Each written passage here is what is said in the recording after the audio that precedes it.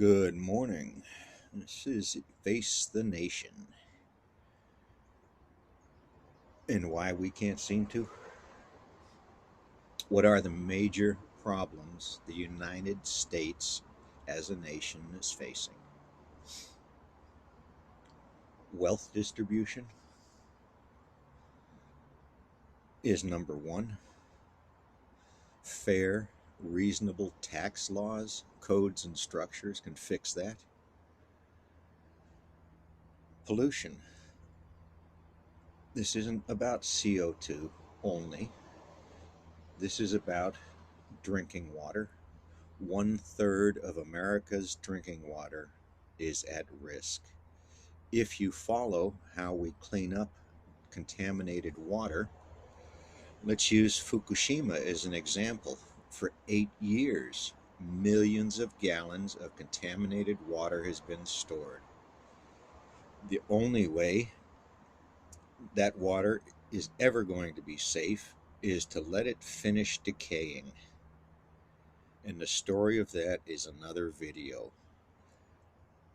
Because there is no cleanup system invented, we can afford, that's the key word here, afford to do for some of this pollution.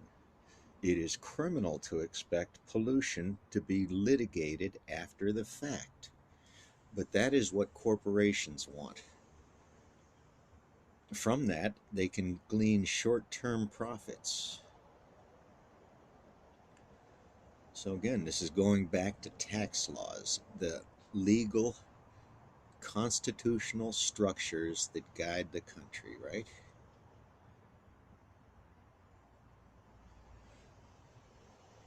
So let's take pollution one step further, because I use this in a huge context. I talk about nuclear because it's kind of the most insidious. It is the hardest to clean up, but it is by far just one of many pathways, many vectors that we know about, that we create and we accept.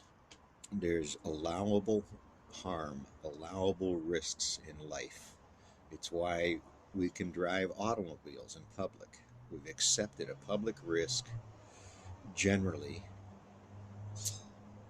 that cars need to exist, need to be on the road, and will kill people. So somehow, someone has been teaching us very poorly about how government works. It's almost like for decades they've been trying to make it not work to prove their point. So, pollution. Lots of ways of doing that. Language is the most common way of doing that. But drinking water, go look for lead drinking water problems. Now, we have known about this for decades, the potential. We've tried to manage it. And it turns out there's more to it. It's going to be expensive. It's part of infrastructure stuff. But it's touchy because it's personal property versus public property and who pays, right? So this is insurance. This is public municipal work, maybe, because it's long term. The homeowner shouldn't plan this. The city block should plan this. Maybe the city should help plan this and figure out some way of paying for it long term. You're investing in the future. So think grandkids. A lot of you aren't there, but how do you want the next generation to grow up?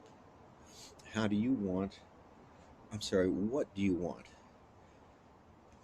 It's kind of rude. I want the next generation to be able to make every mistake I've made. I hope they don't.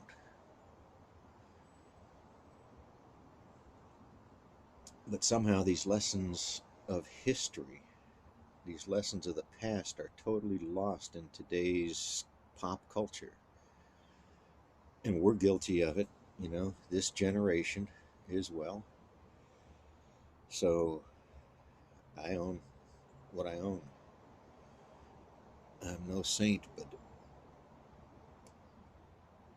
if something doesn't change in our politics, in our understanding of how civilization's built, in how resources are shared across the planet, they're borrowed and begged and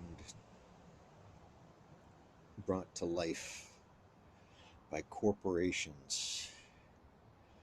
These corporations, and that's churches as well, all nonprofits, they have a special in to Congress. It's in the Constitution.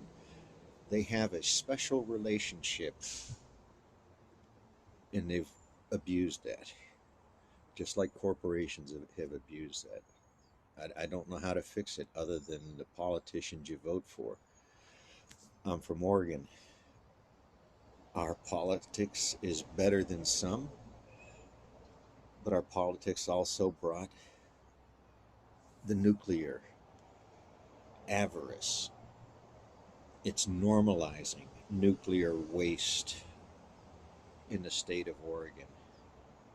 It's insidious. The money brought here is for more nuclear plants and no plan on what to do with the waste. And there are plans from 50 years ago. All of them need to be reopened, reconstructed, re-reviewed, and looked at. And yet we don't. We build more bombs.